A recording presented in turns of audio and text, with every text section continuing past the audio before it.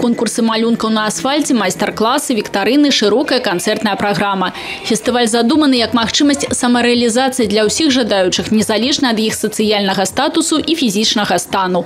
Причем удзельники поставлены у роўныя умовы, якія дазваляюць на роўных реализовать свой творчий потенциал, показать свои умения и таленты. Наш фестиваль 10-й юбилейный, то есть у нас в выставке продажи участвуют около 15 различных ремесленников, то есть людей, которые изготавливают различные поделки, украшения. В концерте у нас заявлено около 40 номеров.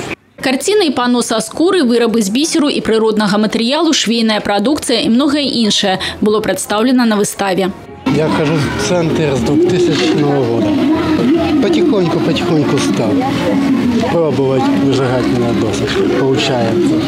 Сразу получалось трудно. Была одна рука рабочая, вторая нет.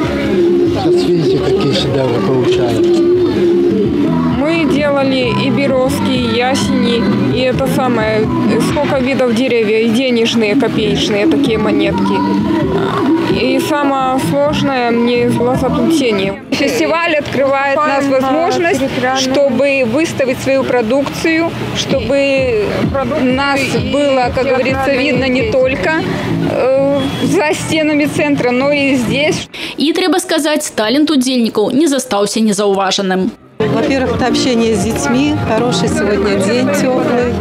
Ну и приятно прийти посмотреть на работы людей, которые вкладывают всю душу в свое дело. Покажи. Мне понравились вот эти цветочки. Мне сильно понравились поделки разные из дерева. Вдохновили, можно сказать, меня.